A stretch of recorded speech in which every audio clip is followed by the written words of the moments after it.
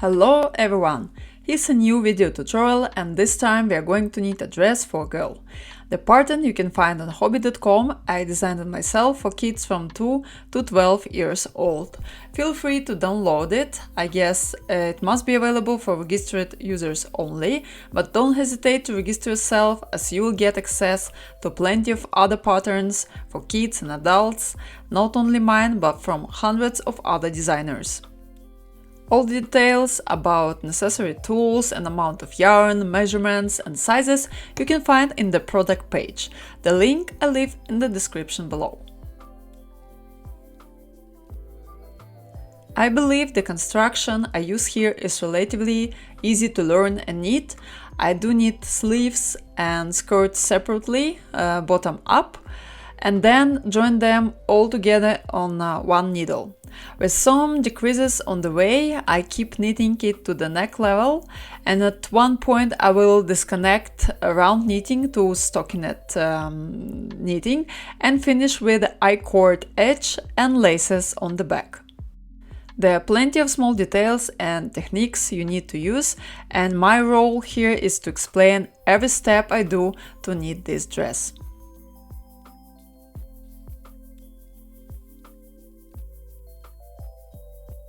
For my project, I use a hobby yarn. Highland wool is 100% Peruvian wool, and I choose this one because I want to have a warm dress that my kid will use in wintertime. I do really like how soft the yarn is and pleasant to knit with. However, choosing wool yarn also can be a bit inconvenient, as it causes a lot of pellets you need to get rid of from time to time, and also it needs to be carefully washed and ironed. You can use any yarn you want. I think even cotton and acrylic yarn will work well for this dress. The only thing you need to take into consideration is a gauge. It is a decay yarn, and in 10 centimeters or 4 inches I get 22 stitches and 30 rows using 3.0mm needles. I highly recommend checking the gauge before you start knitting, so it will be easier for you to get the right size. Let's start with knitting the skirt. I do it here for size 4 years old, therefore I need to find numbers I will use for my size. In the pattern you will see numbers for many sizes, and you find the position of your size. Mine is the second, so every time I see the range of numbers, I need to find the second one. I take 3.0mm needles, and with the main color, or beige color in my case, I need to cast on 198 stitches and join them into the round.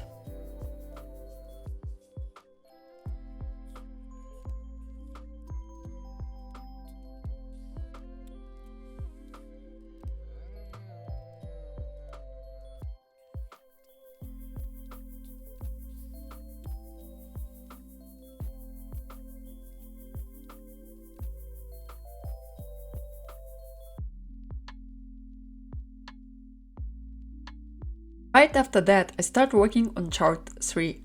It is a lace chart. Let me explain to you how you knit it. If you already have experience using knitting schemes, it will be easy for you to use a legend and read the chart, as actually it is a pretty simple one. However, for those who are not used to reading such charts, let me explain a bit. Here we have 18 stitches chart that will be repeated throughout the whole row. And here we have a legend explaining how should we knit each stitch of each row. You can see that the first row contains only knit stitches, therefore I just knit another one knitting row here.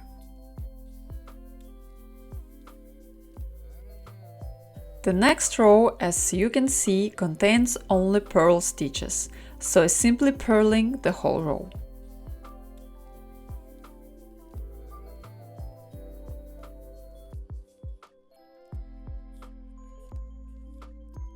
The next row is a bit more interesting. Here we see two types of stitches: SSK, slip slip knit, and yarn over. We start with SSK. It is an ordinary decrease where we need to turn two stitches the way we knit them together through the back loop. Therefore, I slip one stitch and another stitch, return them back turned, and knit them together through the back loop.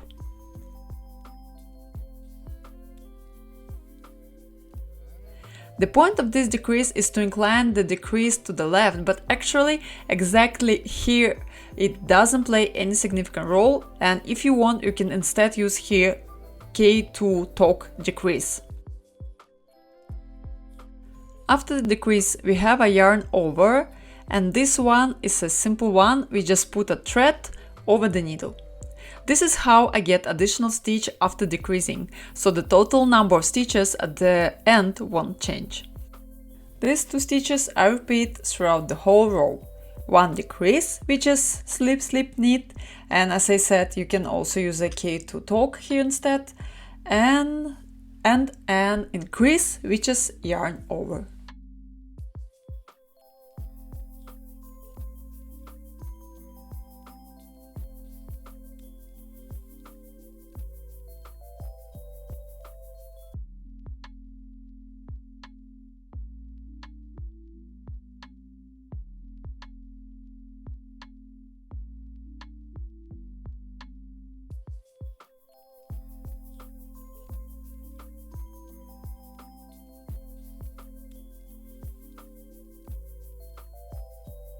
Next 5 rows, row 4, row 5, 6, 7 and 8, we already know what to do with. Row 4 will be just purl stitches all the row, and row 5, 6, 7, 8 just knit stitches. While doing purl stitches in row 4, I also purled these loops I got from the yarn over stitch, and I purl them the way it creates holes, so be attentive and don't twist the stitch here.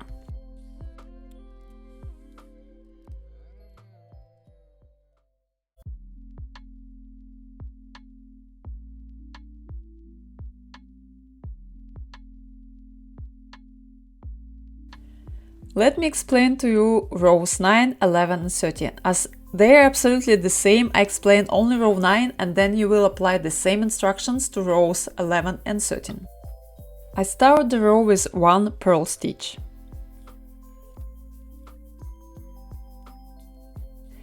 Then I have 3 stitches, or but to say 3 decreases K2 torque, which is knit 2 together. During this decrease I make some space for 2 stitches and then knit them together through the front loop. The difference with the previous decrease I have shown you before is the inclination of the final stitch. So you see that this one is inclined to the right.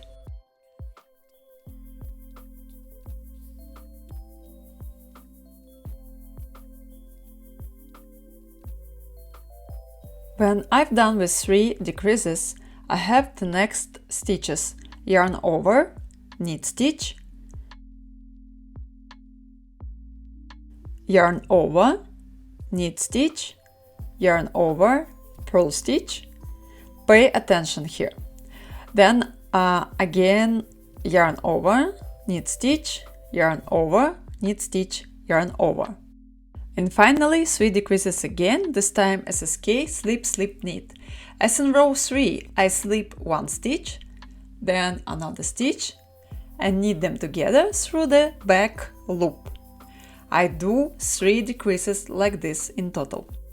I've done the first repeating part, and then I just need to repeat the same line again and again until the end of the row. Here you need all your attention to follow the chart. Just take it easy.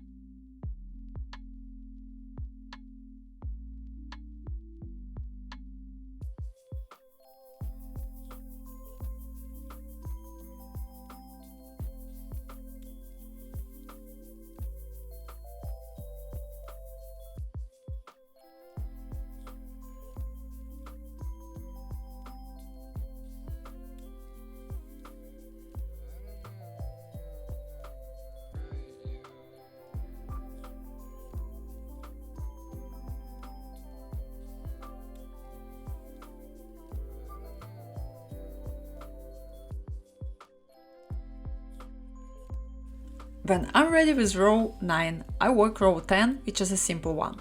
1 purl stitch, 8 knit stitches, 1 purl stitch, 8 knit stitches, and so on. Basically, all purl stitches I had in the previous row will also be purl stitches here. I still prefer to count every stitch and check my knitting in order to avoid mistakes. All yarn over from the row before has to be regular knit stitches. Rows 11, 12 and 30 will not be any different from what I've already knitted, therefore I attentively follow the chart and check that the pattern looks correct. The last row of this chart is a knit row, which I do as a regular knit stitches. According to my pattern, I also have to knit 2 additional knitting rows, and that is what I'm going to do here.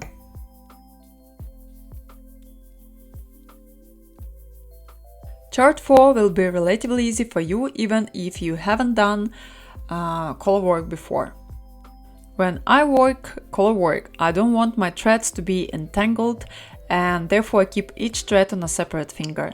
The main color will be as usual on the pointing finger, but the second color I put on the middle finger. This way I can have better control over them. The chart itself is easy to read. We start as always from right to left, therefore I have 3 stitches of color A, then 1 stitch of color B, 1 stitch of color A and 1 stitch of color B. And then I just repeat it throughout the whole row. It is very important to find a good working way for you how you control the tension of the threads. If you knit tightly, try to give the threads some more space so your knitting will not be too squeezed. I normally knit a bit too loose when it comes to Colorwork, so my stitches look a bit bigger than normal, but I find it a better approach as they will be more or less even after blocking or when I stretch my knitting. If you knit too tightly, it will be more complicated to make the final product look even. My advice is just to practice more with working with 2 threads at the same time. I hope you understand how the Colorwork chart is working. The only thing is to check from time to time that you count stitches correctly and you follow the chart so you clearly see the whole pattern, so you don't miss any stitches on the way.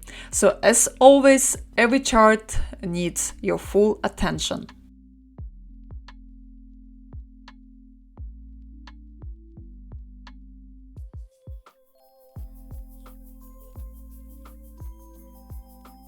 When I'm ready with the chart, I also need to knit 2 additional knitting rows. Now finish with the most complicated part, and rest of the skirt I use only color A without working any charts. However, I need to do some decreases, so the skirt will be narrowing along the way to the top of it.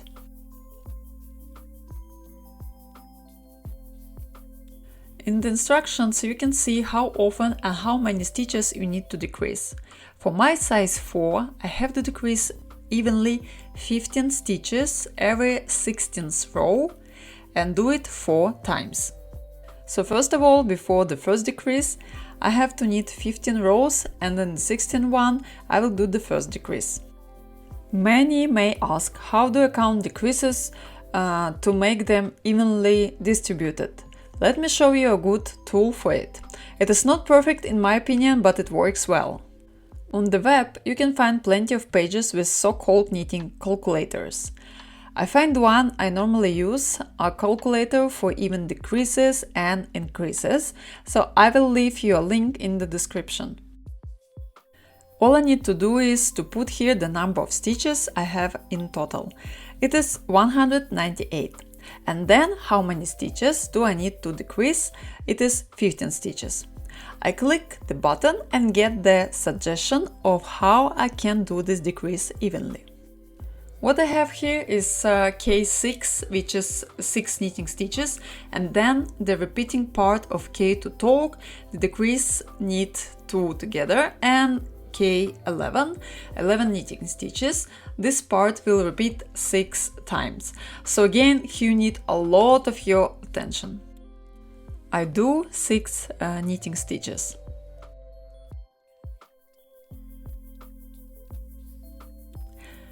Then I do 1 decrease, key to torque, and knit 2 stitches together through the front loop. Then I knit 11 stitches.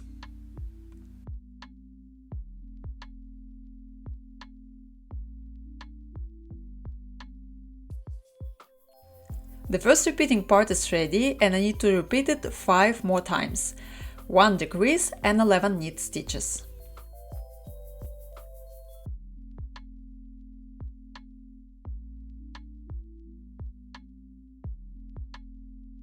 When I'm ready with this part, I do 1 decrease and 12 knitting stitches and repeat this part 2 times.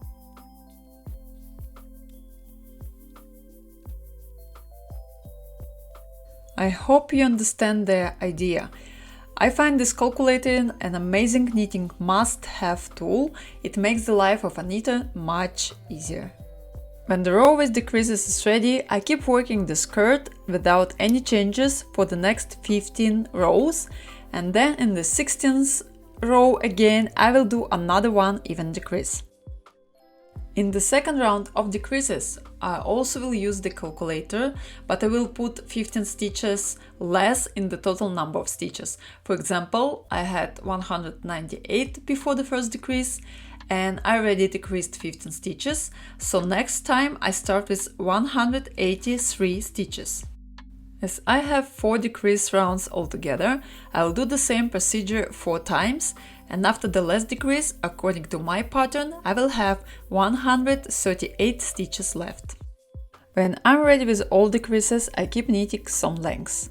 In the pattern, I suggested knitting 40 centimeters of the full length, which will be quite a long dress, so I would prefer having it slightly shorter, so you can also adjust it to your preferences and see how you believe it will fit better for your kit.